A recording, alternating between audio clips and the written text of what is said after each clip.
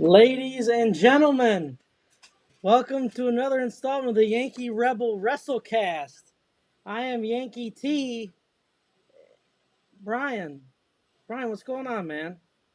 What? Who's this Brian guy that you're talking about? Tommy of Yankee Rebel Wrestlecast, whatever.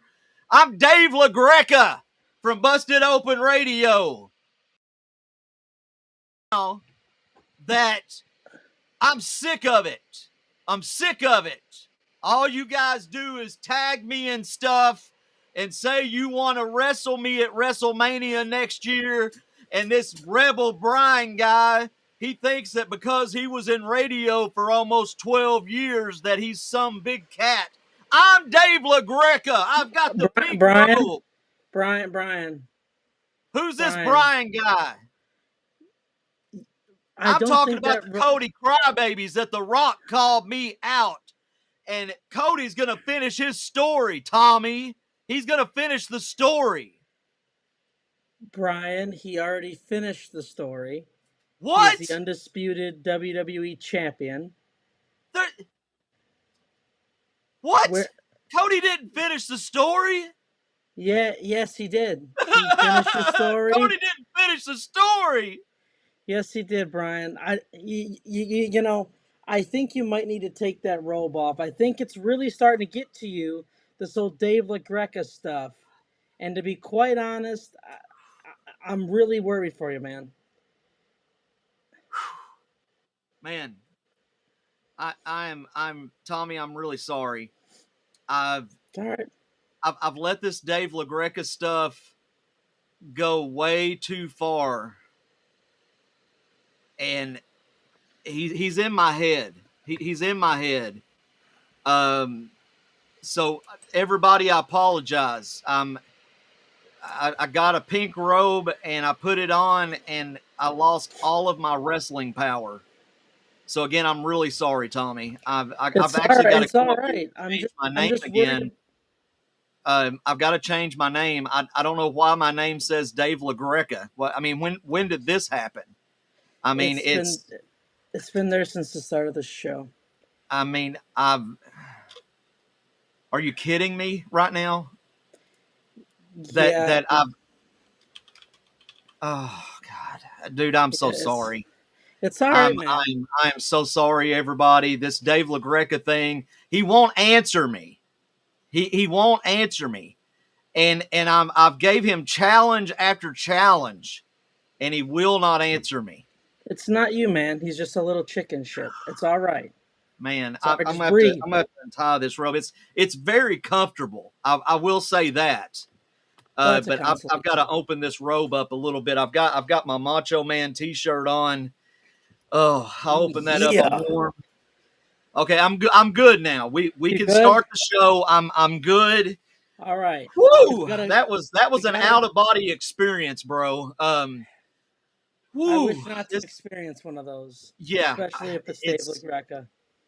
Hang on a minute. I've got to really get out of this real fast. Okay, do we have a second?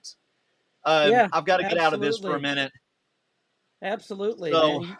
You take your time.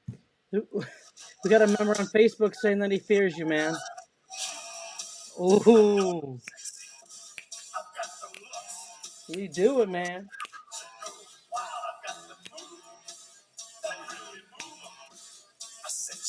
Some chills down my spine. Sexy boy. I'm not your boy, toy. Okay, now I'm good.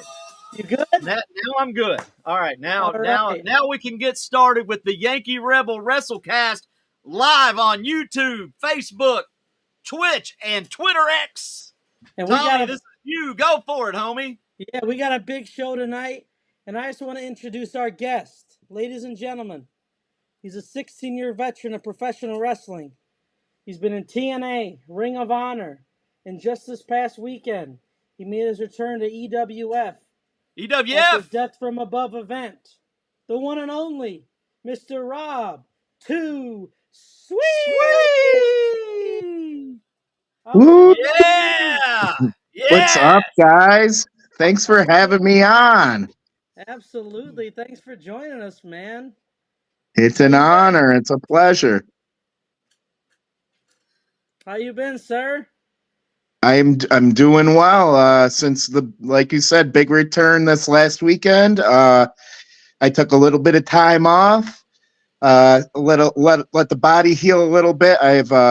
It's been 16 years and it hasn't been much of a break at all. Knock on wood, not a lot of injuries that took me out for too long. So this was like the longest self-imposed break I ever took. Kind of readjusted, recharged the batteries, and during that time, I realized I am nothing without this business, and I need to be in it, especially as we head into this new era, this new boom period, and Yes. Absolutely. it's a wonderful time for the whole business. Even for you guys, I'm sure it is. I mean, Absolutely. it just gives us so much to talk about. Everything's just revitalized, rejuvenated, and it's just a great time to be a wrestling fan, man. It's Yeah, definitely proud to be a part of this business. Yeah, I could say when I was, a kid, you weren't always being almost 40. When I was a kid, it wasn't so cool to be the wrestling fan. So absolutely. I actually went to high school with Brett Lauderdale, the owner of Game Changer Wrestling. So like we were one of the few wrestling fans Nice. in Pittsford, New York schools, and so it's so cool to see that it's actually cool to be a part of this business. So Yeah, I mean, it was definitely taboo growing up. Like, if you were a wrestling fan, you were kind of an outcast. You weren't really like everyone would laugh at you. But now it's cool again. Like the Rock said, it's cool again. It's booming. Everyone's having a great time and just loving everything that's going on right now. absolutely, I mean, definitely proud to be a part of it. Any way I can, get exposure for it, get exposure for people like you guys, the media, respectful media, and because we know there's a lot of media for wrestling nowadays, but respectful media. And so thanks for having me on, guys. I appreciate it. Hey, Abs- Brian, I was wondering, as Yeah. good of the Dave LaGreca as you got, I bet you got a hell of a Bruce Pritchard. Oh, yeah. Here we go. Are you guys ready? oh, I love you. Your cheeks got rosy as you said that. I Yeah. that was really well done. you Yes. don't even Thank you, need the sir. face paint, I've my dude. also I have wined and dined with kings and queens. I feasted on alley and pork and beans, if you will, daddy. If you will. If you will, daddy. Man, So well, I'm in good company here. This is good. Thank you, This is sir. We fun. are yeah, too. I want to get into this past weekend. You said you took a break, which, hey, we all need our breaks. Mental, physical health is a big thing, man. What were your emotions like coming back and getting the reaction that you got coming back? So to talk about how it felt coming back, I have to talk about how it felt stepping away just in January. At that point, I really didn't know how long walking away was going to be. If you would have asked me right at the moment, it could have been forever. It was something I needed to get off the train. Like when it's every weekend, every booking, most weekends out of the year, the 52 weeks, it's most of them are booked up. So it was very emotional then. I said a speech to the crowd. I never used the word retire. I even specifically said that in the speech, and I said I just need to step away. And the reaction that crowd gave me that night, when I walked through the other side of that curtain, I was in tears. Like I couldn't. It was real. It was as real as it could get. And so, and they gave me so much love that night. When I came out, I attacked my opponent wearing a Dallas Cowboys lucha mask. And so they didn't know who I was at first. They just saw somebody come from the crowd. So it was like this swelling of, ooh. And then I started attacking him, and I was doing things not in my usual manners. I was using different body gestures. And because I thought, what the heck? I was wearing a Stone Cold Steve Austin hoodie. The fans know I'm a big Steve Austin fan. I'm wearing a Cowboys lucha mask. They know I'm a Oh, Cowboys hell fan. yeah. So I'm sitting there going, let's see if they'll probably know it's me right off the bat. And they didn't. So I was looking around the crowd in the middle of the match, and I was like, "Oh, I got you guys! I got you guys!" And when I took that mask off, the reaction was just like you know how The Rock, like it's becoming almost cliche, shows the goosebumps. I'm getting goosebumps right now talking about the reaction I got. Dude, that's so awesome. And yeah, they it was like complete meltdown. You know, and what was cool was I was going to actually go through the whole match and then reveal myself after. I decided mid match, in the middle of the ring, I said, you know what, I'm going to do it now because this crowd's going to go unglued for this match if I show them who it is wrestling. And Yes. it was a great moment. I grabbed the mic. I said one simple thing. I'm thinking I'm back. And yeah, it's going. I'm back going. You know, let's see where this next part of the journey goes in year 16. So Nice. Dude, that's pretty awesome. Uh, can you give us a little insight as like what got you into professional wrestling in the first place? Like, was it uh, just seeing it on TV? Was it, what made you just fall in love with the business? it was, one of some of my earliest memories as a child. I can't even point to an age I was that young. It's kind of always, I remember just seeing like Hulk Hogan and seeing the Ultimate Warrior. And my first favorite wrestler is the T-shirt you're wearing, Brian. Macho Man Randy Oh, Savage. yeah. Like he was like the first wrestler where I was like, I didn't care if he was heel. Like I made up excuses why he should be mad at Hulk Hogan in his head, and Yeah. you know things like that. And then like I had a friend bring me. He brought me to when we were like little kids. The first live show I went to in it. I was probably 7 years old at that time, 6 years old, just hooked, and it became just an obsession. And then like I remember the ages where the same friends stopped watching wrestling, and like I was like, oh well, I still watch it. Like I kind of like it still. And it was right around that time that the NWO kicked in, the Attitude Era started kicking off. I started becoming a young teenager, like growing with the business itself. Like its attitude resembled my inner attitude as a young teen.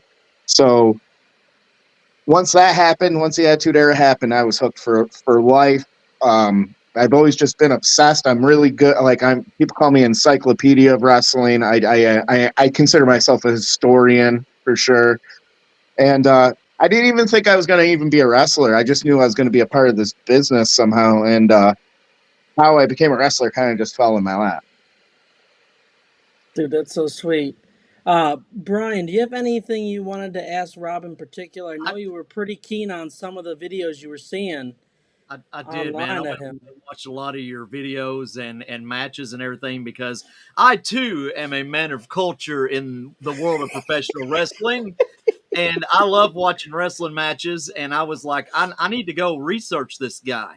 And dude, you are absolutely an amazing heel. Oh, And oh, and thank you.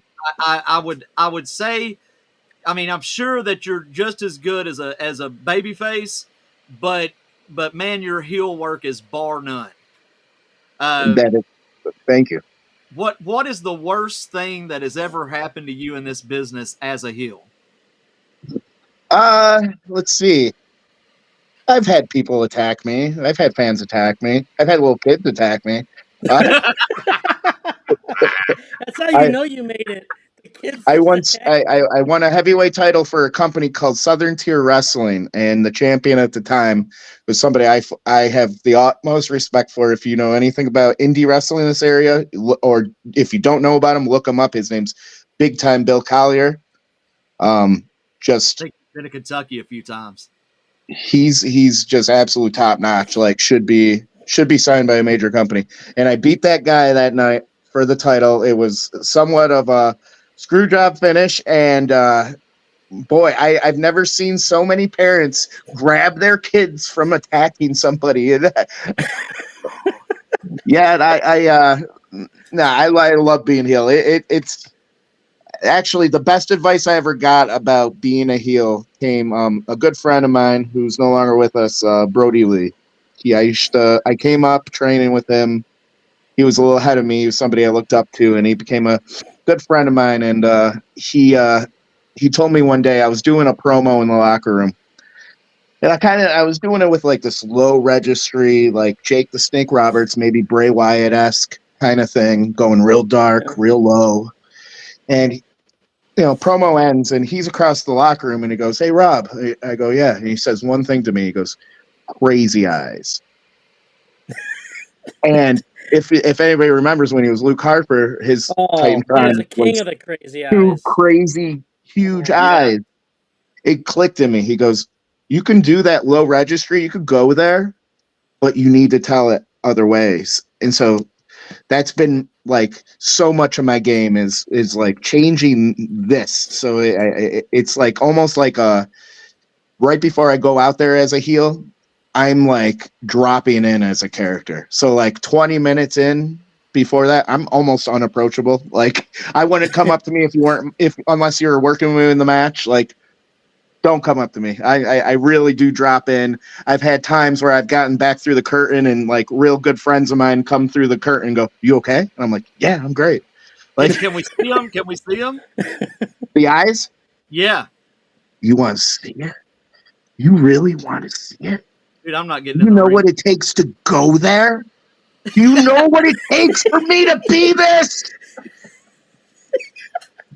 I don't know. I could flip it on and off. Let's do it. Yep. I'm Please, scared shitless right now. Please, mercy. Usually the guys that are real life baby faces aren't good heels, but I don't know. For some reason I tap into something, and that's the kind of wrestling I liked growing up, was like the wrestling that drew emotion, like Yeah. I love all styles of wrestling. I love where wrestling's gone athletically. But what I subscribe to is that emotional connection, and that's what I built my career on, telling stories.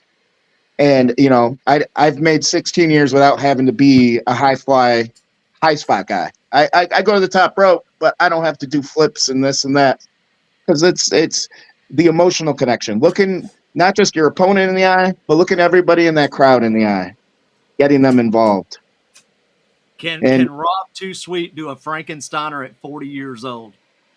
I can. Off top rope, I'll do one. I could do one. Yes, I love it. It's part of my repertoire. Big matches, you can see me bust that out. Absolutely. Yeah. Yes. Absolutely. So I've got my abilities. I just don't go doing the 630s and the I've never done a moonsault, but you know what? I could go up. I risk my Mick Foley was one of my favorite wrestlers.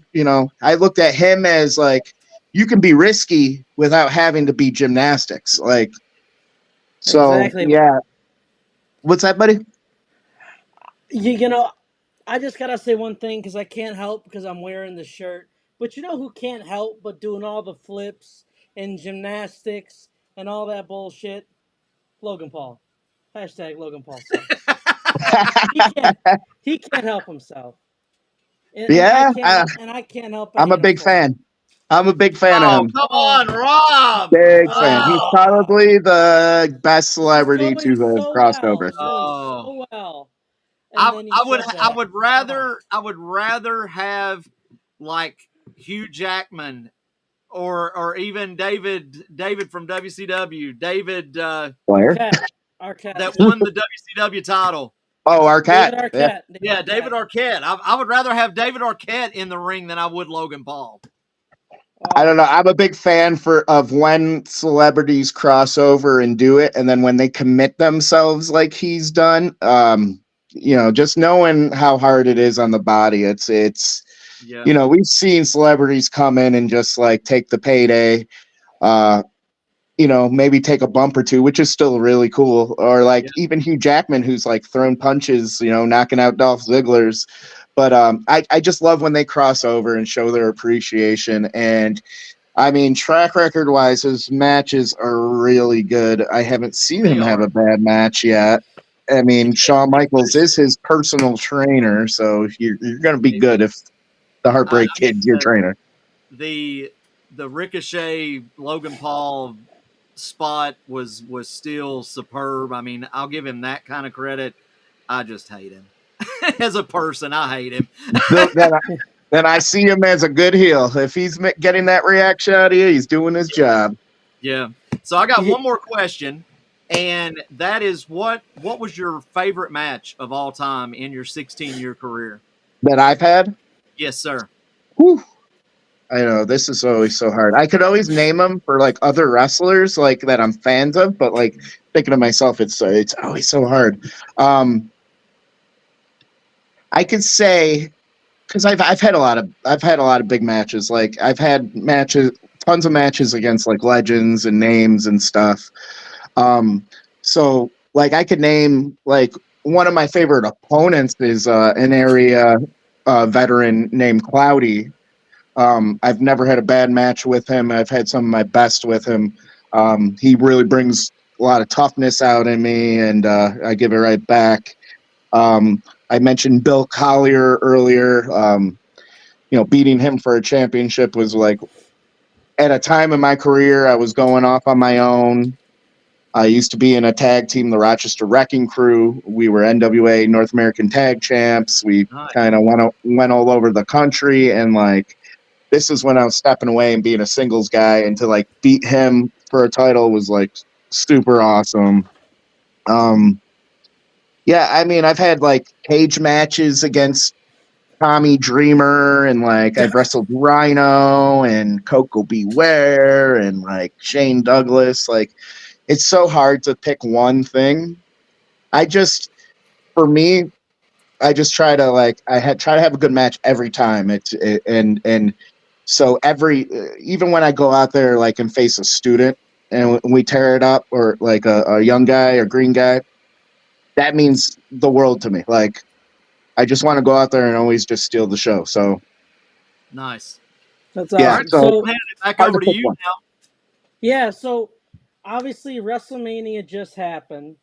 Pretty big 2 night event. What is your take on how it went? Do you think it was as big as it was? Um, Maybe some of your favorite matches from it, and how you think it's gonna kind of carry this new era moving forward. I think it's literally the kickstart of this new era. I think we saw it swelling over the past few years, and AEW coming into existence is all part of that. This embracing of the indies is all a part of that. I think this is the impetus of that era. Like it started that weekend. Like what we're going to see is going to go on for the next few years. And I think, I mean, I might have personal WrestleManias that I would like maybe watch more or go to like, hey, yeah, you want to watch WrestleMania 17? Oh, that's my favorite all time. I think for a time that was the best.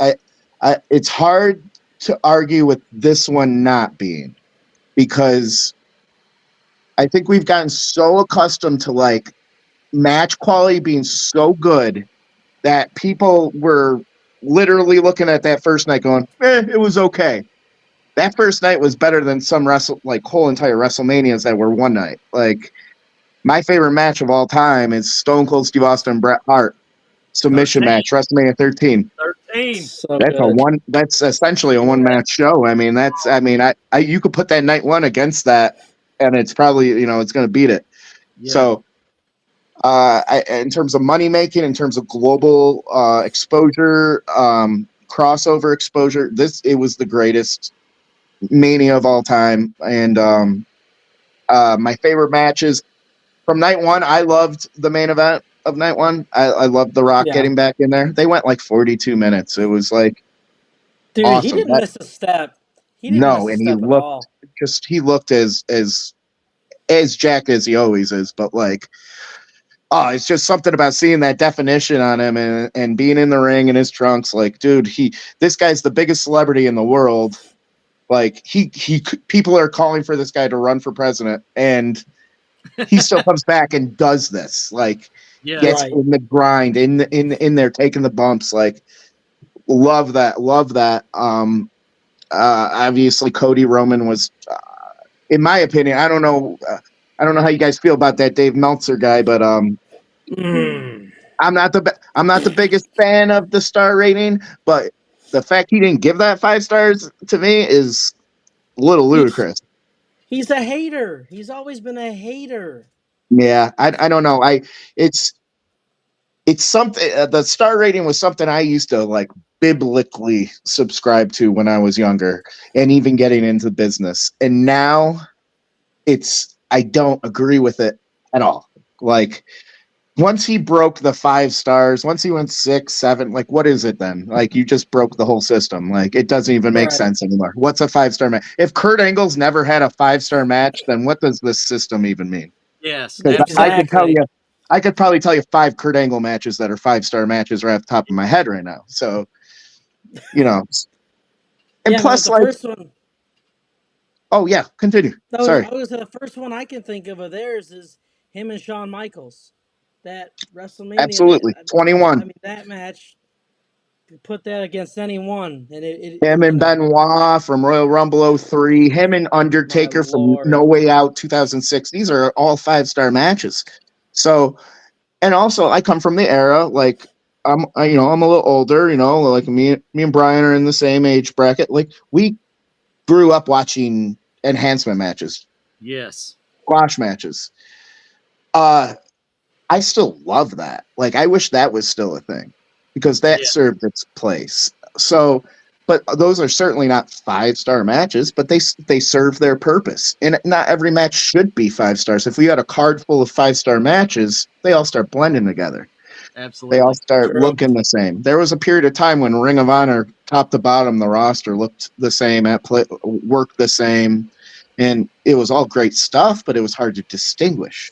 Yeah. You need those True. highs and lows, and you need that contrast to put these 5-star matches again up against, so that they do stand out. And I think that's actually part of my State of the Union address later. So I'll get more into that. So I think Tommy, Rob, I think that at Dynasty for AEW, Meltzer's definitely going to give Danielson and Osprey a 5-star just because Without even the event happening, it's getting 5 stars. Without a Exactly. doubt. I'm Without a doubt. surprised he doesn't give it like a pre-show 5-star. Yeah, pre-show 5-star. I mean, It's utterly ridiculous. when Omega and Osprey have had more 5-star matches, and Kurt Angle's got none, like He loses all credibility. wasn't even Undertaker, Shawn Michaels, WrestleMania 25 didn't get 5 stars. No. Yeah. No. At It's this the greatest match of all time. Like, it's not my favorite match of all time. I just rewatched that match like 2 days ago. It's hard for me to argue that it's not the greatest match of all time. I mean, It might not be my favorite, but it's a flawless match, and it had epic emotion, and like, I don't know. So I don't put much stock into star ratings. It's either you dig something or you enjoy something. Even a 5-star match has a botch in it. I can point out a botch in every 5-star match. So whatever. I think at this point, Meltzer would give Gilbert versus Eugene a 5-star match at this point. I don't know. That might be too sports entertainment for him. I don't know. If Gilbert starts doing some moonsaults, maybe he's got it. All right, Tommy. Did I lose Tommy? Uh-oh, is he frozen? I thought he was just not laughing at any of my jokes. That's all. I know, man. Hang on, we'll check him out here. Hang on a second. We may have to get him to rejoin. Tommy, are you there?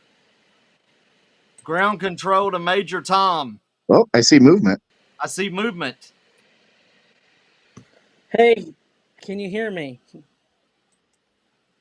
Hello. Yes. Tommy's back. Tommy's back. Perfect. Jeez, welcome back, buddy. Oh, about that, dude. We start talking about Dave Meltzer and you freeze up. I call it a conspiracy. Do you? We're gonna get a 2-star rating from Meltzer tonight. Woo!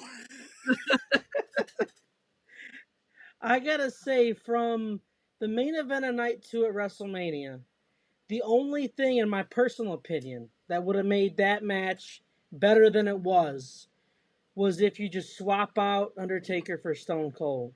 I feel like it would have made a lot more sense. I think everybody thought that was going to happen. I mean, I was sitting here in my living room here, looking at my fiance, going, "Oh my god, do you realize who's about to come out? Do you realize who they're building to?" Yep. So, but I guess that was an issue. He was with his family. He had, and he's a very personal guy. He's a very um, private guy. He was spend time with family. They weren't going to give him enough money to do it. And Yeah. Yeah, and that it's Stone Cold was Steve Austin. Give him the money he wants. I mean, right. You're having the biggest WrestleMania of all time, and you don't have the biggest star that you've ever had. Like, give him the money. I mean, come on. Yeah. yeah, I mean, he definitely deserves it. The guy's made more money than anybody in this business uh, in a short amount of time. I mean, people like Cena have broken some of his records over long periods of time, but Steve Right, but Austin, that 6 7 year run he had, you could put that against anybody's whole I careers. remember in 1999 going to the New York State Fair, and you couldn't walk 15 seconds without seeing a Stone Cold Steve Austin shirt of some kind on somebody. Yep. They were giving some away as prizes. They were selling some, but like a lot of people were just wearing it because it was so hot then. And Yeah. like I wasn't wearing. I was the biggest Steve Austin fan. I wasn't even wearing a shirt that day, but I couldn't help marking out, going, "Oh my god!" Like everywhere we walk, there's a Steve Austin shirt. It bootleg ones, official Yeah. ones, 316 ones. It was wild, and My people my don't even. my It, favorite was half of Stone Cold's face with the Terminator face. That was my favorite. yes. I had it. Loved that T-shirt. Wore it till it got holes in it. Oh, that was a classic.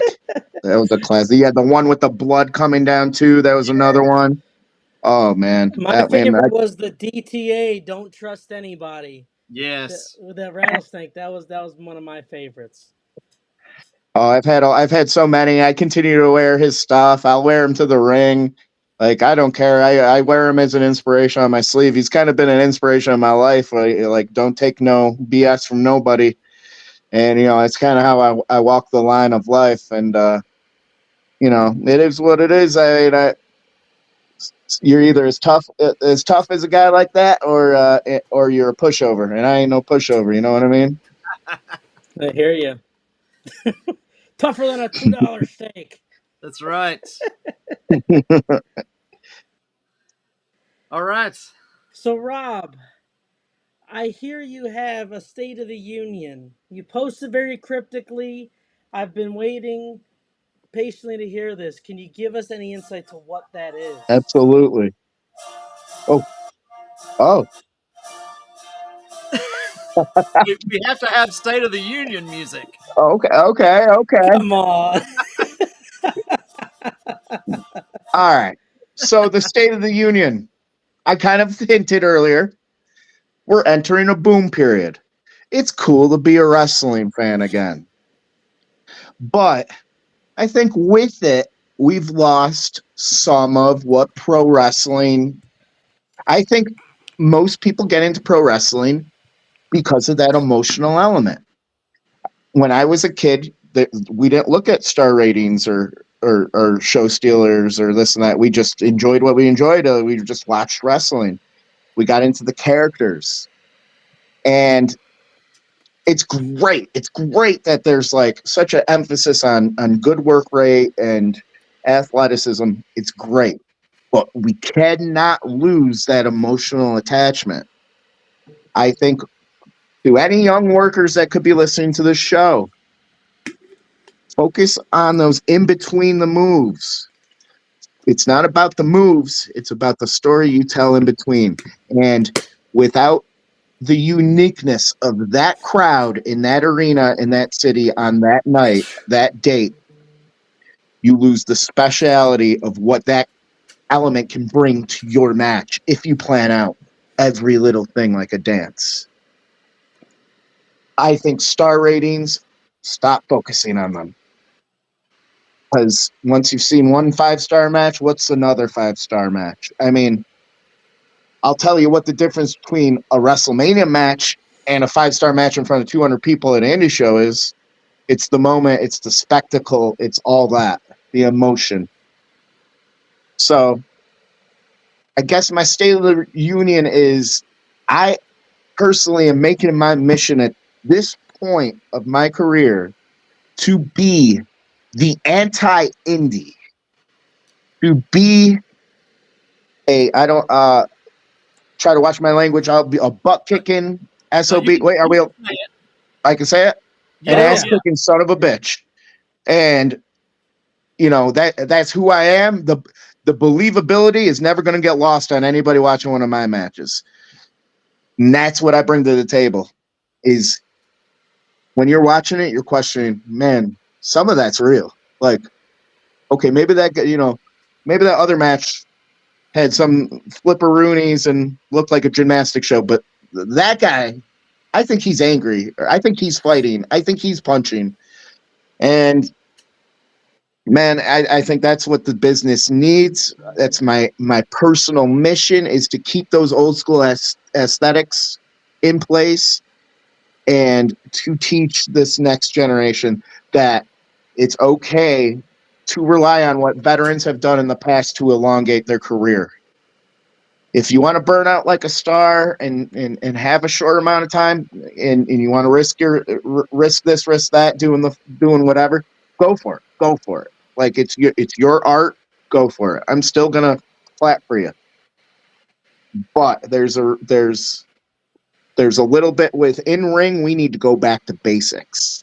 And I'm not saying go back to rest holds and like sloppy workers or this and that, but just going back to the roots of what makes us all fans and what made us all fans at one point. And you mix that with good athletics and good skill. And, that's kind of the era we're going. But I'd like to see that on all levels of the indies.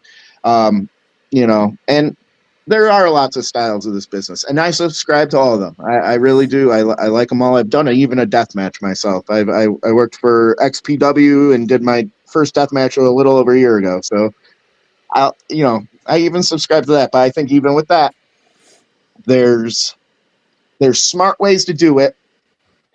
There's ways, you still got to be trained. You still got to work on you still got to go to school, work on your skills, your fundamentals. And I think, but storytelling. And I think there's a lot of workers out there who don't understand that that's part of it. Bret Hart used to say, I make movies. Because every match is a movie. If you look at a movie, the same psychology of a movie, the same ups and downs and ebbs and flows, it's the same thing as a wrestling match. It's almost to a T. So, I mean, that's what I go out and do. I go out and make movies. I go out and make moments. But the thing is, you're gonna be so enveloped into what I do and what I bring to the table, you're not even gonna know you're in the middle of that movie watching it. That is so, dude, and that's what we so need. good. That's what we need more of, dude. Absolutely, emotional connection, and it takes years and veterans for veterans to like figure these kind of things out, but it's one thing I've always been just dedicated to was breaking down. Even before I started wrestling and training, I was watching matches and breaking them down with a stopwatch. I would stopwatch matches and record them down and be like, okay, this match went 8 minutes. This match went 12 minutes. This one went 22. And just looked at how the ebb and flow of the psychology went. So, there is elements of that getting lost. There are a lot of young wrestlers who couldn't even tell you the basic kind of formula of psychology. And like, I'm not saying every match needs to be the formula, but in order to break the formula, you got to at least know it.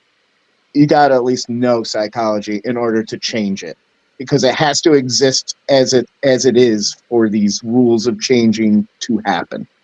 And they can't just happen. I don't know. You can't just take the pieces and put them where you want.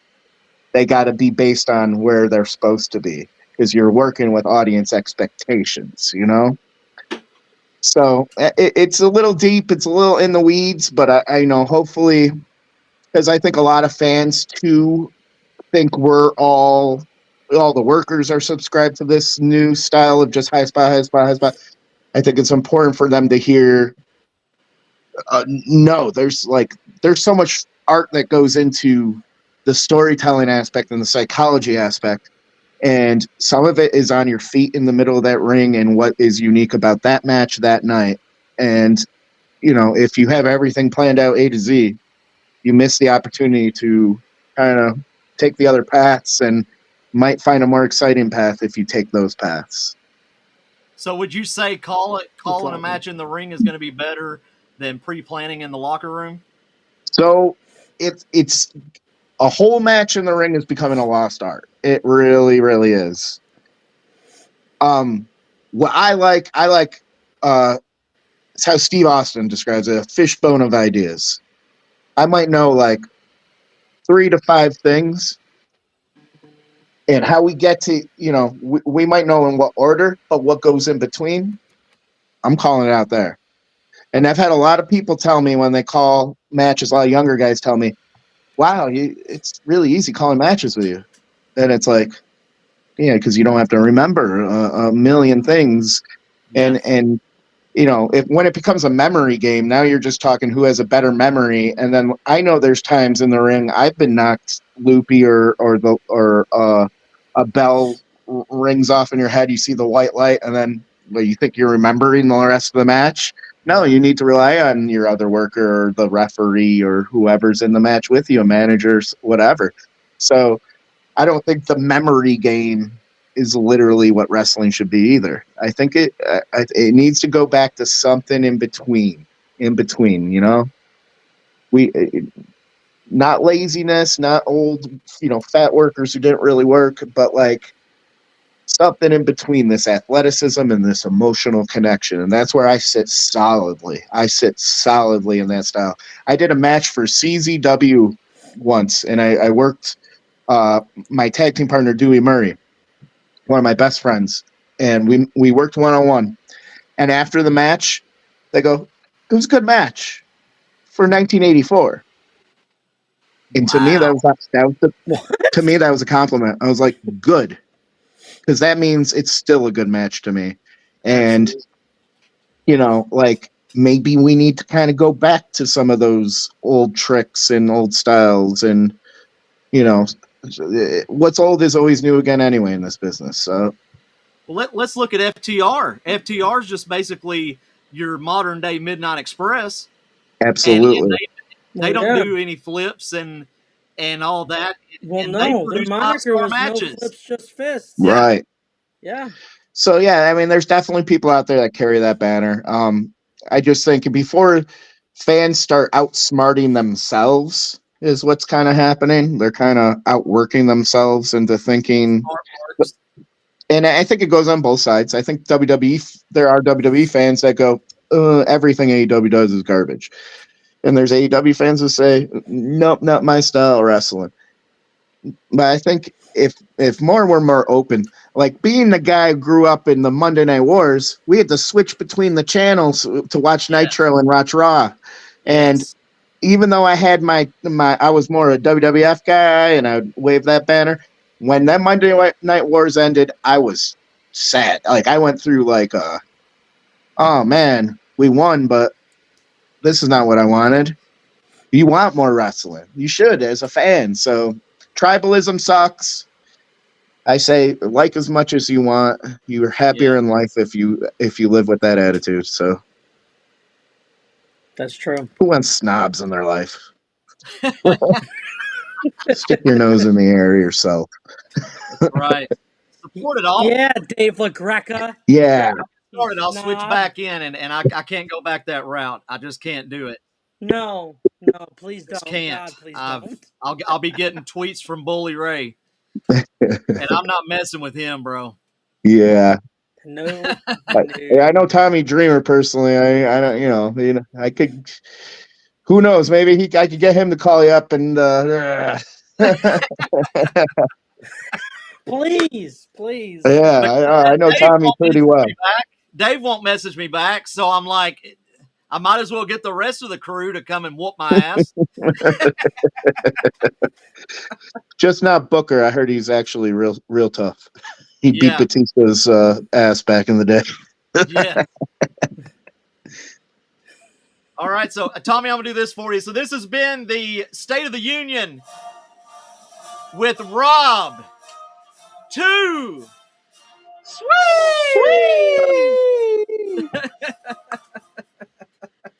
Thanks for the time, Rob, guys. man, absolutely. Thanks for coming on, man. It's been a It pleasure. absolutely has. I would love to anytime you guys want me. If you want me to drop in for special episodes or have me back anytime, this was a pleasure. A lot of fun with you guys.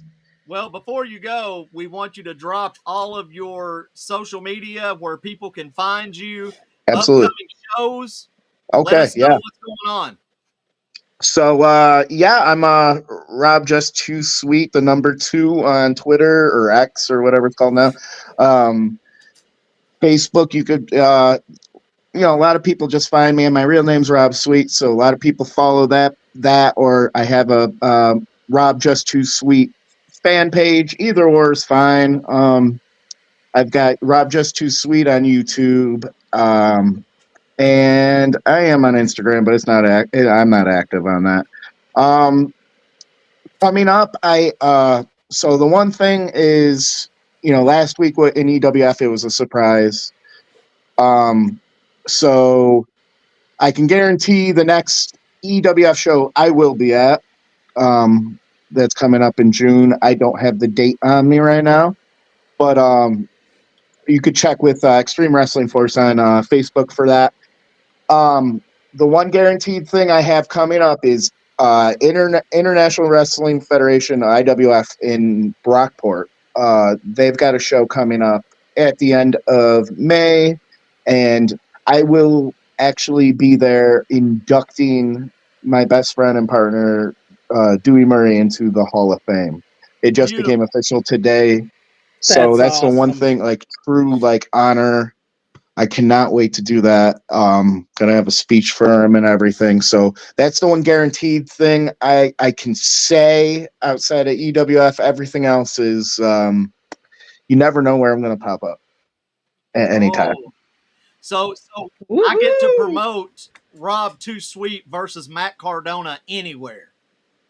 Anywhere. Any backyard. Yes! My next campaign, by God. Let's go. Yes. I'd love to Cardona work him. and Cardona. Too Sweet I'd love anywhere. to work him. Bring him on. Oh. Yes. I'll beat him up with a LJN figure. Yes. Big rubber LJN figure upside his head. Yeah, crazy eyes. Give him the crazy eyes. I'm telling you, man. Feeling it. You guys are giving me the goosebumps, baby. This has been great. Thanks, guys. I look for Rob to come out to the ring, and he's going to be back, and he's going to have a mic on him, and he's going to be like, "There is no pilot in the plane, Hulk Hogan." Absolutely. The crazier the promo, the better. Yes. Yeah. See, people used to knock him, but you remember it to this day. Well, I mean, he blew up before he ever got to the ring, bro.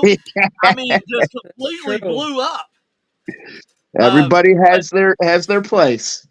Yankee Rebel Wrestlecast, after this live stream, is going to start promoting the hell out of Rob Too Sweet versus Matt Cardona somewhere in the United States.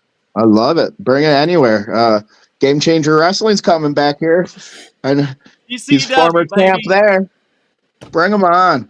I'll whoop him. For the internet title. See, somebody's got to take that away from him. I'll whoop him. I'll take his belt.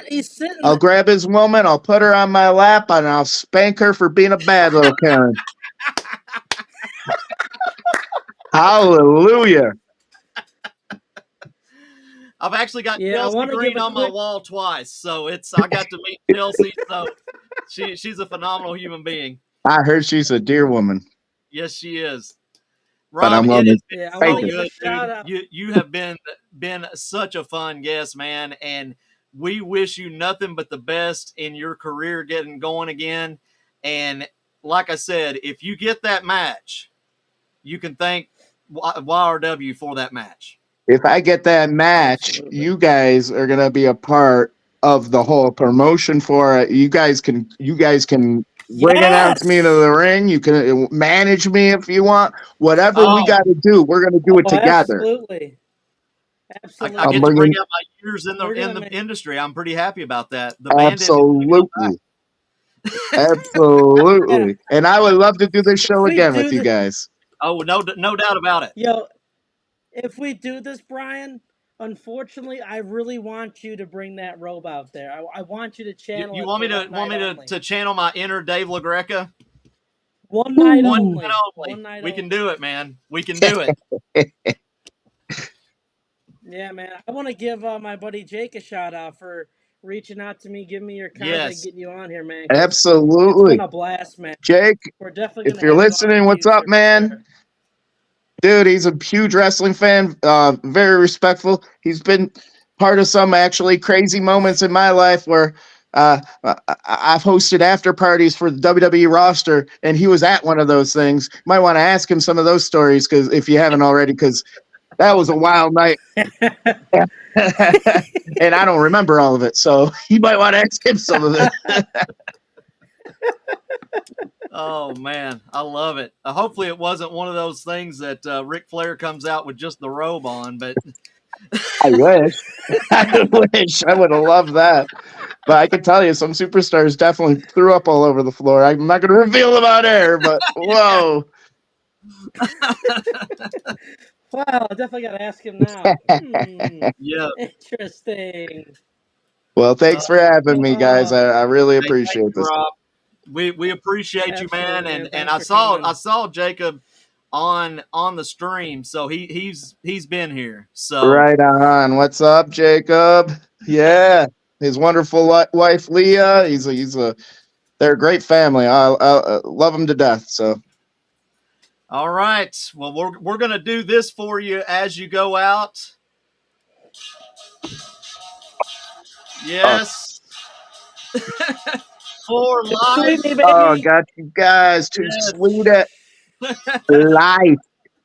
Yeah, Rob Too baby. Sweet. Go see him. Thanks for coming on, man. And Matt Cardona, he's coming for you. I'm coming for you and your wife for life. Thanks, All Rob. right, We'll see you guys. next time. Oh, thanks for coming on, Take Rob. care. Dude, he's awesome, man. That was fun. New world order. For Let me life. find my mouse. All right. Man, what a cool experience. Dude, how do you keep the show going I after don't that? know, dude. I I mean, mean, it's I mean, he is dude, absolutely one of the coolest wrestlers I've ever met. the knowledge of the business that he has, Yes. and just how invested he is and how much he loves it, you can tell. And more people like that is what the business needs. Yes. And for those of you that's looking at the belt back here and also behind Tommy, that is the official YRW championship that I'm wanting to put up against Dave LaGreca. I want to put that belt up against that man. I want to put him in the corner and chop him multiple times. My poor oldest son, Jordan. I text my kids. I've got 3 boys. Seth, which is a rolling encyclopedia of wrestling. Matthew and Jordan, my 2 oldest, love wrestling more than anything. I text them and say, hey, show's getting ready to start. You need to be on here. My oldest son texts me back with a picture of Busted Open Radio and said, I usually listen to this instead.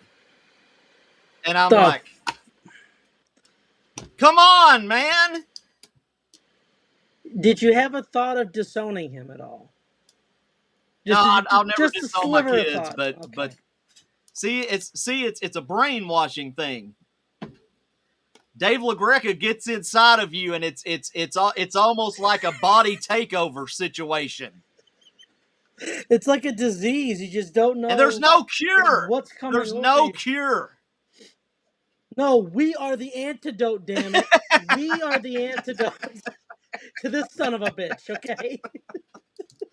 Oh man, We my mic has got to quit falling. All right. Well, let's jump man. into our next segment, and we're going to be talking about Raw, which we know SmackDown is getting ready to come on here shortly. Tommy, what was your biggest takes from Raw Monday night? Well, I mean, I obviously figured Sami Zayn was going to win, but I love the fact that Chad Gable is now turned heel because I feel like it's been a long time. He's kind of been this happy-go-lucky kind of guy helping everyone else, and he's finally helping himself. So I feel like that's a huge thing. I was actually reading an article today that I kind of perked my ears up because you know how I'm a big fan of the Creed Yes. brothers. I think they're talented kids. There's a rumor going that the Creed brothers might be turning and they might have a little stable of their I own. heard the same thing. And I'm like, ooh, that could work. That could work because Gable can talk. Yes. The other two don't really need to talk right Yeah. now. But Gable can talk, and I think that'd be a nice, refreshing thing to see is just the athleticism in that Yes. ring. And that was really it on Raw. Yeah. I mean, Yeah, I mean, what? Cody came out for 5 minutes just to basically introduce Jey Uso. yeah, I mean, yeah, Raw was kind of flat for me. it was. But you have to Um, realize we're without Roman, we're without Seth, CM Yeah. Punk, Drew. and so there's gonna have to be people step up to Yeah. really start marketing that product again. Right. And I mean, you saw on SmackDown just that. Yes. When you had, you know, you see the bigger cracks in the bloodline Yes. with Tama Tonga and Solo excommunicating Jimmy Uso from the bloodline. And then you see the segment before the women's match where Heyman's at the trainer's office. And they're trying to get a word on how Jimmy ain't looking good. And you heard what Solo and Tom were saying by orders of the tribal chief. But they didn't say like Roman Reigns. So it begs the question, is The Rock pulling these strings from Hollywood? That's a good point. Is That's a very good is point. he kind of behind the scenes being like, "Hey, I want you guys to do this for us," because he knows that he's better than Roman Reigns, and there wouldn't be a table for Roman to sit at if it weren't for the final boss. So, my personal opinion, you're definitely going to see, especially with the draft, things obviously shake up, which we'll talk about here in a couple of minutes. But just seeing the evolution of that storyline and the continuation of it is just something refreshing that we haven't seen. So it's really, really making me come back for more, which we weren't having, 2-3 years ago. I would also like to talk about the new tag team championships that I love. They're very old school, but it's still new school because of the logos and all that stuff. But I love the new tag team belts. I was tired of the red and blue belts. They had to go. I was tired of them. Yeah, I mean, I wasn't a fan of the design to begin with. I mean, but I like the fact that Triple H loves his nuances and he loves the little subtle details. Like if you read the belt, they're the World Tag Team Champions, and it has that red imprint, which obviously you remember in the Ruthless Aggression era, they had Raw was a World Tag Team, SmackDown was a WWE Tag Team, and you're seeing that come to fruition. So, on SmackDown tonight, they're probably going to show you the SmackDown Tag Team belts because they said both tag teams are getting fresh starts. So the fact that he's really ushering in this new era and actually doing it, and you're seeing the tangible change, is exciting. Because, Vince did wonders for the business, but towards the end of it, he would promise a lot and he really wouldn't deliver. So let me ask you this, Tommy. Do you see bigger stars going to Raw in the draft because of the Netflix deal? It's a good point. I think so. Just because you have the rumors of potentially having that, TV 14, or because you're not going to have the, cable restrictions that you do on obviously USA Network and Yeah. Fox. So you could potentially see that, especially with, I believe it's in January that that Raw's switching Yes. over. So you definitely will probably see the bigger and edgier storylines on Raw. So I definitely could see that happening. What do you think? Because I mean, you can't obviously stack one roster over the other. You got to kind of have it even game. But do you see even SmackDown starting to kind of do the trend that Raw is as far as edginess goes? Well, I think so, but I think the Fox executives are a little more reserved because USA has had Raw for so many years, and they went through the years with DX, and they thought it was funny as crap. And Yeah. SmackDown's going to have to change altogether, and I would like to see SmackDown on Netflix as well. And Well, that all depends on how long, Fox's deal is. I yeah, don't remember how many years they have left. It might be another 2 years even, but well, I mean, you can say I mean certain that. words on cable television. You just have to keep it at that level. You can't go past those words. But Yeah. I do possibly see the bloodline moving over to Raw because Yeah. of The Rock and everything. I feel like Cody will stay on Raw, and because I'm sure Netflix executives want him to be the face of Netflix. Uh, Oh yeah, and also he's so ingrained in the bloodline story anyway that you kind of have to have him yeah, around for eventually when Rock comes back, they're going to have that yeah. interaction. But draft, yeah. SmackDown goes to USA. Thank you, Jordan. It goes to USA Network next year, so they'll be able to do a little bit more with Yeah. SmackDown, which will be a bigger product for them.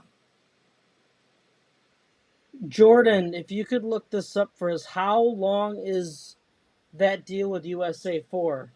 Because that'll also kind of tell Yeah, us, how long they're going to have to kind of build yeah. that up He's good at before research, man. they might go. They might go just full blown Netflix, and that would be Yes, sweet.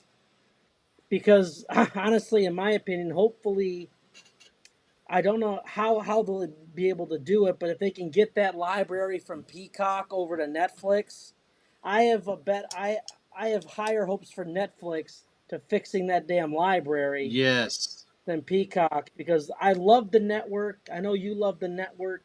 I hated it when it went, But the and it UK makes still it 10 has it. times harder to How find I anything. don't understand that. How does the UK still have the network and we don't have it here in the States? But I mean, I understand that WWE wanted to branch out to cable networks, bigger streaming, and things like that. Plus, they got a little hefty check in the mail because of it. Jordan said Oh, it's a 5 years. 5 year deal. So, Okay. which that's good. I mean, that means we still, we still get wrestling on Friday nights instead of Monday nights uh, for uh, for SmackDown. So unless they change it to Yeah. Monday, Yeah. Well, I mean, they might still be able to premiere it on Monday yeah, nights. I mean, like it might just be something that's just like a live special every week, and it's just live on Netflix. I'm not sure how they might do that yeah.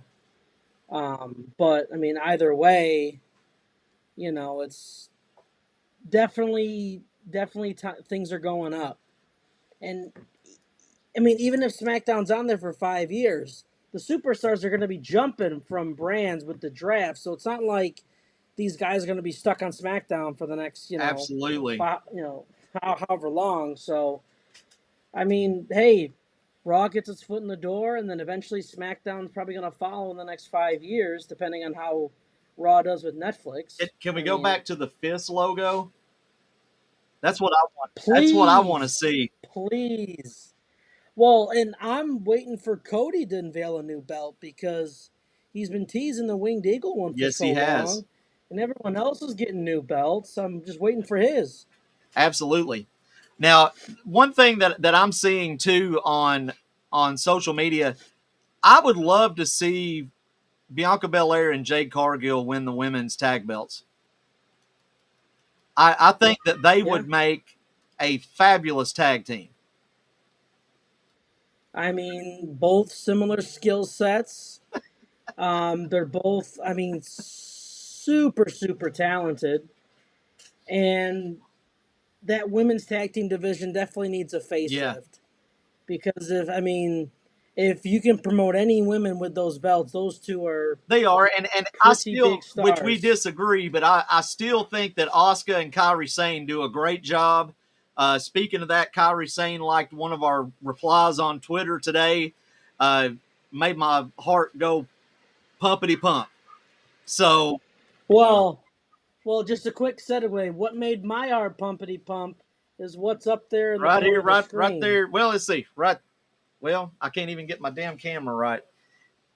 Right there. Right here. There we go. Or over here. I don't know. Shit, John whatever. Cena, the 16-time world champion. Yes, John Cena is followed us the today. Yankee Rebel Wrestlecast on Twitter. Joe Roberts said, for some reason, I can't get enough of Brian Sizemore wrestling, weather, just do the news and sports. I love it. Joe Roberts and I have been, we actually have been a part of the same wrestling organizations, XSW, and we have done a lot of stuff. He actually kind of was my mentor for my heel manager genre known as Nathaniel Rich.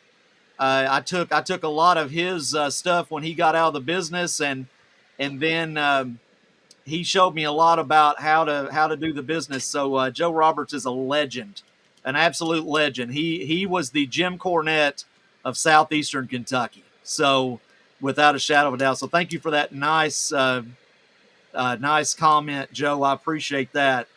But yes, John Cena did follow the Yankee Rebel Wrestlecast today on Twitter. Don't know why. Really don't care. It's John Cena. So nope. so thank you, John Cena, for following our Wrestlecast. We know that you only follow like 70,000 people or something. So I'm like, I'm glad to be in that 70,000. Dude, I mean, I was at work and I get a ding and I see it's like Twitter, and I almost didn't look at it, but I'm like, what the heck, we'll look. And it said John Cena is now following. I'm like, all right, it's probably one of those fan, sites that people just join a bunch of pages. And I look and it's a verified. I'm like, okay, that looks like his profile picture. And then I click on it, and 14.2 million. Yep, that's definitely John. Absolutely. So that's definitely John Cena. You know, you're doing something right when John Cena follows you on Twitter. I mean, we could be doing much worse. We could be Dave LaGreca. I will say that. Oh, hey, speaking of Dave LaGreca, a Q&A with Billy Ray for Busted Open. No hashtag equals no answer. Perfect opportunity. Hashtag Dave LaGreca sucks to ask him a question. Why is Dave LaGreca not responding to me? Interesting. That is a thought.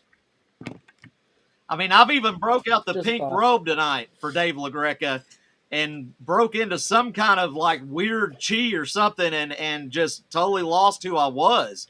And maybe you had some Aaron Rodgers ayahuasca or something. You had to like a whip or something. I mean, you kind of tripped out there I for a few did, minutes. dude. And I like had an out of body experience, and I was talking like Dave LaGreca and talking about the Cody Crybabies and everything else. Man, I don't know what happened. Yeah, I almost thought I was on Busting Open and wanted to click off, Yes, but thankfully I didn't. man. I've and all I But want is a match for that title right here. I want a match for that and, title. and we know damn well that Dave LaGreca's got the money to get him a Busted Open belt Yeah, to put on the line. But anyway, back to the women's tag team division. Yes, I disagree. Not because I don't think Asuka and Kyrie are talented. I just don't think they're being promoted no, enough, and the belts aren't being showcased enough for me to really think that they're making a yeah, difference.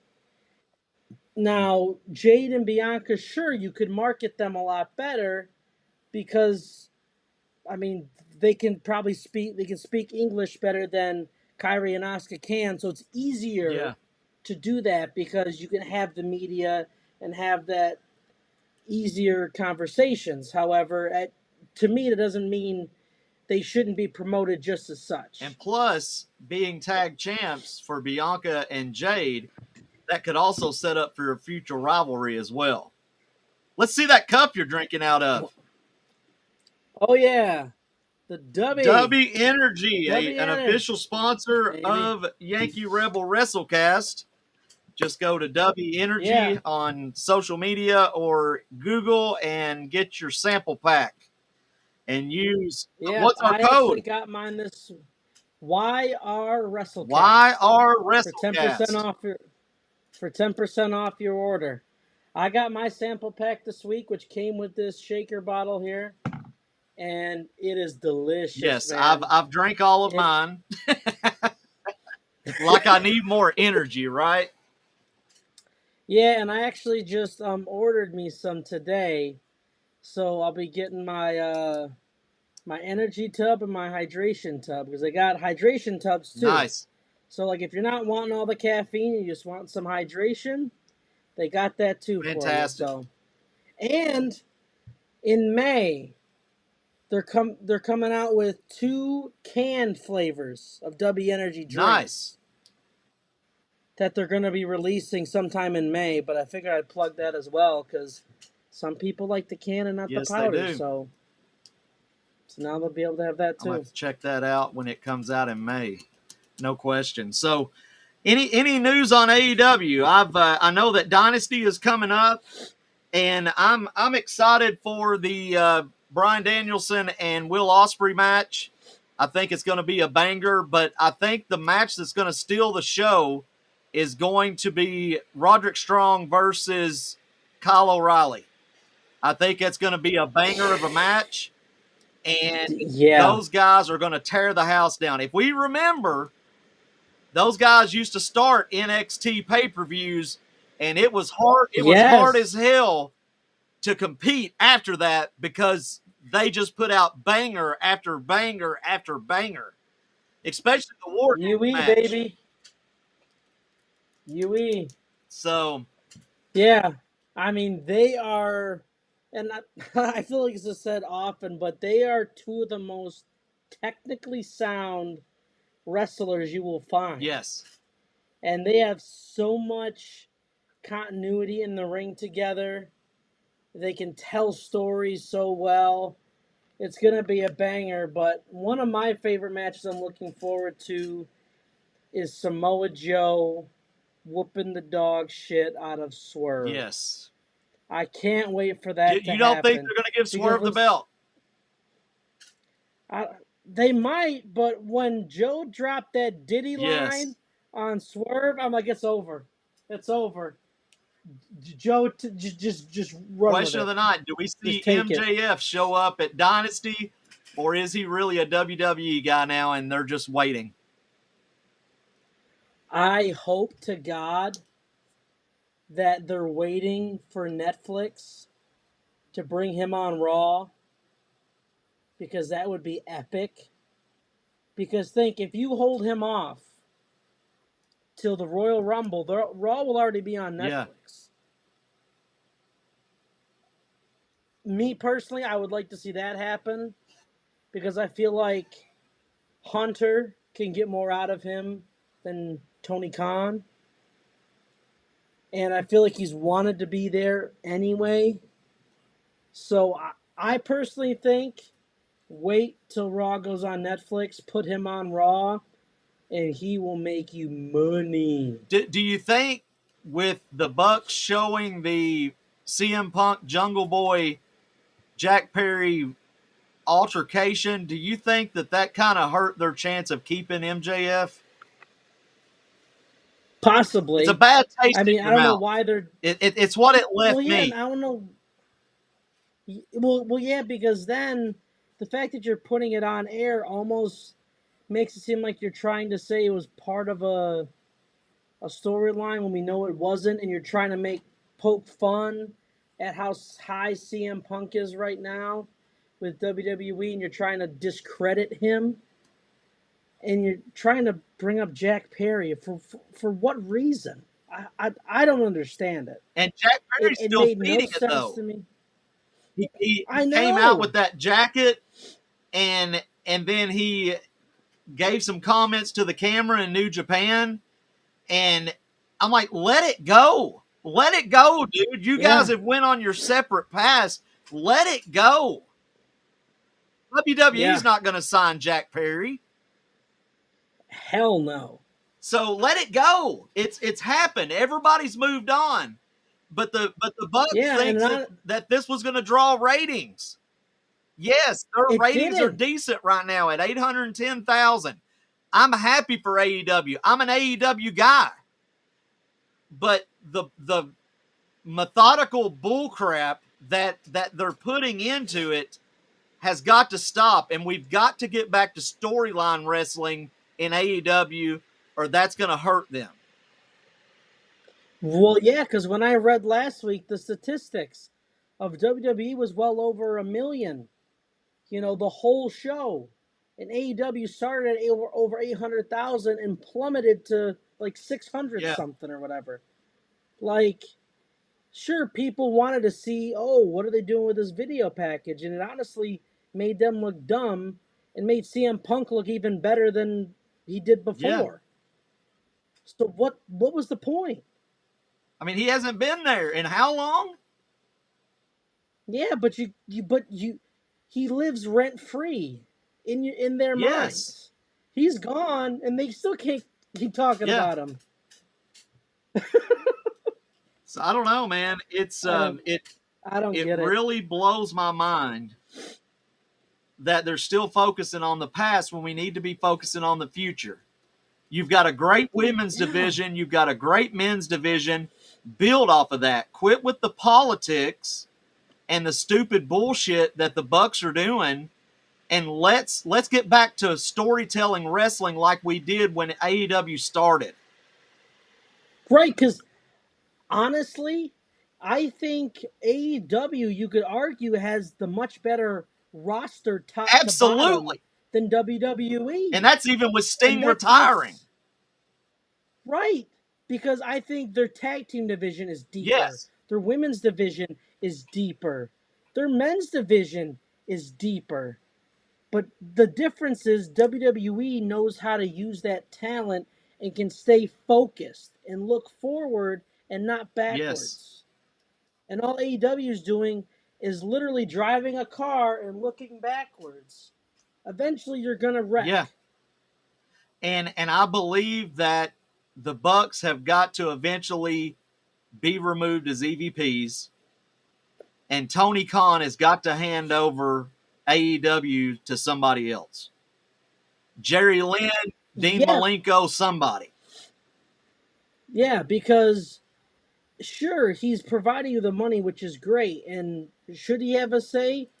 You could argue, but he shouldn't be the end-all decision maker.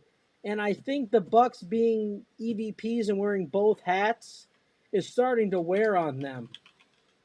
Because when Cody dropped the EVP title, and went to WWE's like, dude, I can't do both. It's so hard to have both titles, be a full-time wrestler and be an EVP. It's like it's hard to stay focused and really enjoy what you're doing. So it's like, hey, just if you need to drop the whole EVP thing to keep your careers going, do it, because we love your wrestling. You're one of the best tag teams of all Yes. time. And you're sullying your legacy by stooping as low as what you're doing right Yeah. now. I mean, it's sad to see that there's so much more potential there, and they are not utilizing it. Because I've been to a lot of AEW shows, bro, and they've been phenomenal. Same. I mean, we went on the boat Yeah, together. We went on the Jericho cruise together. That wrestling was phenomenal, even though Santana wrestled every damn night. And got his ass Every kicked single night. But yeah, I mean, you see like guys like Cheeseburger wrestling, and everyone was having a great time, and the matches were great, and everyone was engaged. It was awesome. Where's that now? Yeah. So, well, Tommy, we're at 8:21. Do we want to do our final thoughts and comments for tonight? Well, I'm gonna leave that up to you, because I kind of want to get your thoughts before we do that on how you think the draft is going to turn out for some of the top stars. Like, with Roman being gone, do you think he's even going to be included? These are like Seth, Punk, McIntyre. Are these guys going to be involved, or are they just going to kind of do what they've been doing with Braun, and they're going to trickle in and try to get signed by one of the GMs? I say yes. Because even if these guys are injured, taking breaks or whatever, you've got to put them in the draft for viewership. Has to happen. What about you? I'm kind of up in the air about it, because I know, back in the, I want to say it was the first draft they ever did, when they had, like, Stone Cold was a free agent kind of thing, and he could pick where he went, so he wasn't included. I've wondered if they would give Roman that luxury of, like, whenever he comes back, like, he'll be a free agent, he can go wherever he wants to go, which I'm gonna presume is probably gonna be Raw, because of the whole Netflix thing myself. But yeah, Punk, um, McIntyre, Seth, I think will be on it. Roman's really, for me, the big question mark, being that he's really not on it at all, and he's done these past 4 years. I feel like he may take a break, up until, SummerSlam to Survivor Series or something like that. Maybe even the Royal Rumble. So that's he may be a surprise entrant in the Royal Rumble. Because, I mean, if you've held the title for that long, you need a break. A long break. Yeah. I mean, Rob was saying that earlier. It's, you've been doing this so long, you just need to take some time to just be away. However long you decide that is honestly up to him. I think he's filming something right now. I think he's doing a movie or some show or something I saw.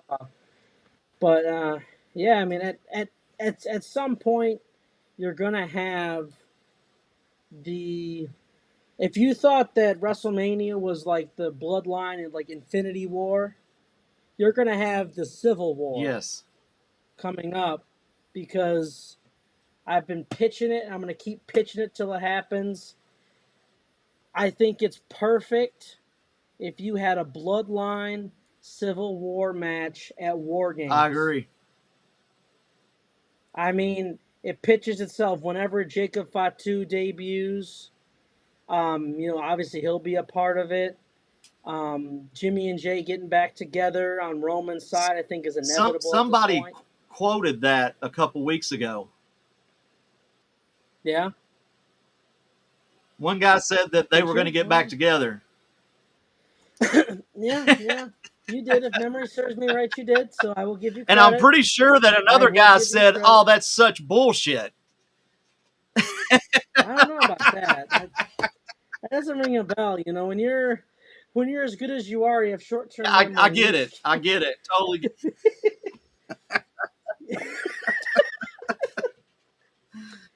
I mean, it just makes almost perfect sense. You have Roman make that face turn because you have The Rock, in my opinion, leading the almost like the NWO Wolfpack, branching off of the bloodline and making his own bloodline. Yeah. So he'll, Rock, he's gonna have Solo, he's gonna have Tama Tonga and Jacob. You have Roman and you have the Usos. Do you add another bloodline member to it? Or do you add like a Sami Zayn into it? Or somebody like that and not bring in another bloodline member? That Sami Zayn was only relevant when he was in the bloodline. Exactly. So I say you pick Sammy back up, get Usi again. Yes. And make WWE Usi again. And so it's almost like Mark Pope getting hired as UK heads basketball coach. He won a championship in '96 and he came back home. And it's what Sami Zayn has got to do. He's got to come back home to the bloodline. So can we get a shirt made that says "Make Wrestling Usi Again"? Can we have that? Yes, we can. I mean, can we write that down? Because I think that's a seller. I do too. And maybe it'll be one of our limited edition drops on Patreon. That's a good point. And we're going to drop all of our information here in a little while. We have a merch shop that has the shirt that Tommy has on. Show your shirt. Hashtag Logan Paul sucks. And it's got our logo, very big logo on the back. I don't know with my background how it's going to look. But we have Dave LaGreca Sucks shirt in his pink robe. We even have a pillow that I would definitely take a shit on. And I would say use it as an ass donut at this point. Just sit on it. Just sit on it and just sit on his face. Anyway, and we have chargers that the wireless chargers that has our logos on them. Yep, the MagSafe one. Yeah. And so we've got so much stuff in the shop. We got stuff for your dog. We got like the doggy hoodies. Yes, we even have stuff for your pets. And onesies for your young kids. Yes, we do. You know, my son's 7 months old, so I'm going to be getting him one so he can strut that around. I mean, and so we will be working on a new shirt that says "Make Wrestling Usi Again." And we'll probably put it in presidential style, kind of. Absolutely, got to. We got to. So we'll do that, but I want to go over closing comments because I feel like this is going to take us a little bit. I want to talk about Logan Paul first, and Rob made some good points. Because he's been relevant in a lot of things, and he's been relevant as the U.S. champion and everything, but I still hate him.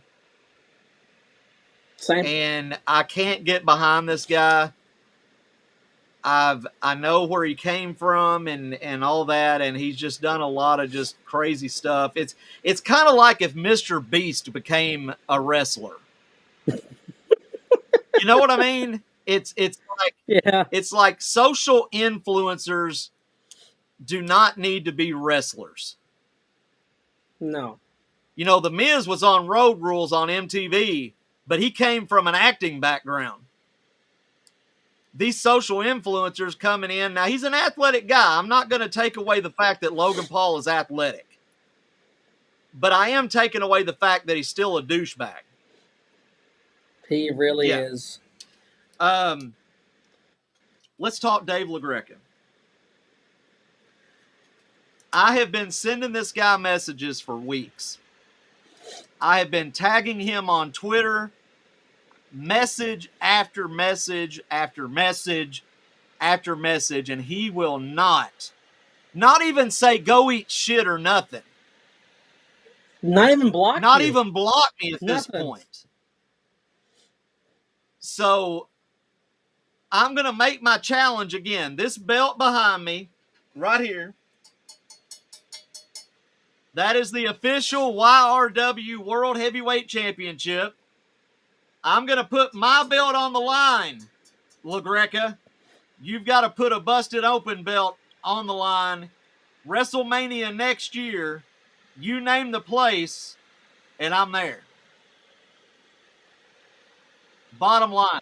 It's not a hard ask. It's not a hard ask. It's not. I mean, he lets Thunder Rosa chop him all the time, but he probably gets his rocks off from that. So That's I mean, true.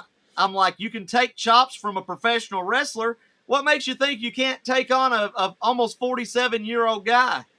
I know you're a lot older than that. I think he's 82 now, but probably. I don't care to whip an old man's ass. I don't care. That doesn't bother me any. But say something. You know, don't just sit back and say that this isn't a legitimate challenge, because it is. It is. It's a legitimate challenge. And maybe it's because we're not to his level. Maybe that's what it is. Maybe it's he just doesn't think it's worth his time. But he still sucks. And he still sucks. And I'm sorry again tonight, Tommy, that I put this pink robe on that he's been doing for so long. And they've got their little pink robe army and all this stuff. And I put it on, dude. And it's cute. It's cute. It's warm. I'm going to give that. I mean, like, it's comfortable. But I completely transformed. And you did. I feel like that there's some voodoo going on with the Busted Open Nation. That this pink movement has put some kind of voodoo on these fans, and they can't stop listening to them.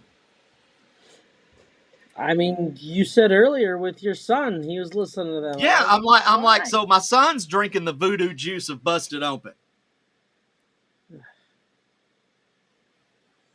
So I don't know. You be the judge. You be the judge. I mean, like, right now, I want to get on my iPhone and start listening to Busted Open because I've got this pink robe on. Please don't. Don't do it. I'm gonna have to get this thing off as soon as we're off the air, or I'm gonna become a Cody crybaby. I mean, you could take it off now. It's too comfortable. See, if I ask Dee if you've listened to Busted Open and she tells me yes, I'm going to challenge you for that belt, and we're going to fight before you and Dave LaGreca do. All right, so in closing, we are going to be posting to Matt Cardona, also known as Zack Ryder, the Indie God, that he needs to challenge Rob Too Sweet at GCW with a no-holds-barred match. Let's even make it a death match. Yeah, I mean, I was going to say he's the death match king, right? Cardona says he is the death match king. Yes. Put up the internet title that I personally never see get defended. Maybe it does, but I personally don't see it. Put it on the line against Rob Too Sweet. And no Steph D. Lander at ringside. No, she can sit next to us. Yes, she so can we sit can next to us. I'll handcuff myself next to her and Chelsea Green, and we'll be handcuffed. It's not my first handcuff match. Me and Bobby Blade had a handcuff match, and we'll handle business. That's fair because we want it fair on both Yes, we sides. Do. That way, either Straight one of down us the isn't middle. getting. Yep. All right, Tommy, your closing thoughts. First of all, YRW Nation, we love you, and we thank you for what you guys have done to help us get where we're at right now. Again, big thanks to John Cena for following us on Twitter today. Yeah, that's huge, and that's kind of what I want to start with because, yeah, I get John Cena's got 770,000 people that he follows, but John Cena does things with a purpose. Yes. He doesn't just like people's stuff to like it. There's a reason behind it. So I'd like to think that we're doing something that's positive for the wrestling community. So I'm taking that as, maybe he just stumbled across it somehow and watched it and, hey, let me get these guys some love. And hey, if John Cena can give us some love and follow us on Twitter, why can't Dave LaGreca respond to a tweet and he's got what, 50,000 people? Something like that. Exactly. Stupid. So it just goes to show you how little of a man Dave LaGreca really is. So I'm like, thank you, John Cena, for acknowledging us and, giving us our due. Yep. There it is. Because like that honestly, means the world because, it just takes something like that to really set something off. And, YRW Nation, we do love you. We appreciate all the support you've given us. And, keep it up because we got more coming for you. Yes. To switch gears, AEW. Tony Khan specifically. I'm getting real sick and tired just because you got money thrown around, buying all these superstars and having all these dream matches every single week. And you have something that could be even bigger than it is. Like, you have, like, what anyone would consider one of the best rosters on the planet of superstars. You got the TV contracts. You got the rumored HBO Max deal with your library and your pay-per-views and whatnot. And you are slowly squandering it because you don't know the history of wrestling. You look at the WCW blueprint of what not to do, and you are going down that road. You're going up, but you're right at the cusp. You are teetering right now. And if you don't get your shit in gear and focus on what you were doing back when we were on the Jericho cruise, back when you started in 2019 pre-COVID, you're going to just fall down and you're going to be, oh man, AEW was fun. Wasn't that a fun time? Yeah, you're going to be an afterthought. Not to mention, you sell your belts for like $800. Yeah. But I'm like, why? Why? It just, I love it. I want to love AEW right now, but it's so hard to. As a wrestling fan, I cringe every time I turn it on because I don't know what I'm going to see or what Tony Khan's going to say with the haircut he hasn't cut in about 3 years. Like, Jesus Christ, he's got a Jerry curl afro going and it looks awful. So you know what? Not that he's going to do it, but we're going to have another belt made. I'm going to have the red and black version of the belt coming soon. And I want to put that on the line against Tony Khan. Oh my God. What? I am challenging Tony fucking Khan. What? part owner of the Jacksonville Jaguars, the owner of AEW. I am challenging Pencil Neck Con, Oh hashtag Pencil my Neck Con, God. to a match. The man likes to talk so much and be on camera so much and tweet and post and all this shit. All right, we'll see if he answers. Dark I'm match. putting an open challenge out right Dark now. match at Daly's house. I don't care where it is. You name it, I'll be there. And you can bet your ass that Rebel Brian is going to be walking me out to the ring. Styling and profiling, bro. And I can tell you what, he is not going to like what happens. I can tell you he's going to get a nice little F5 dude coming from Yankee T. That's all I got to say. I thought my challenge to Dave LaGreca was huge, but you're calling out Tony Khan, bro. Yeah, absolutely.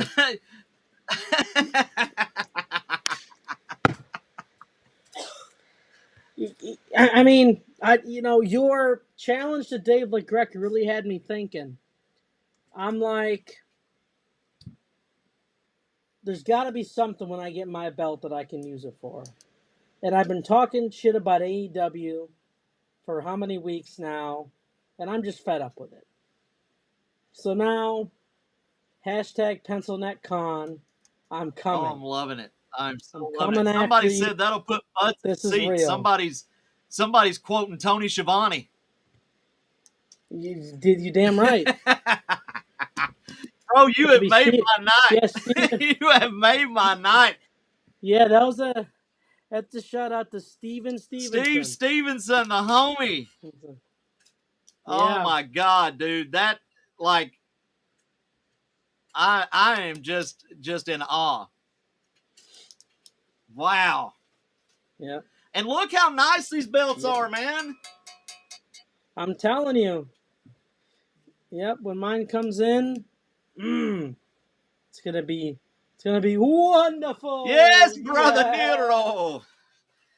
Yes. But we do want to let you guys know that we do have a live merch store. We're going to be adding a lot more to it.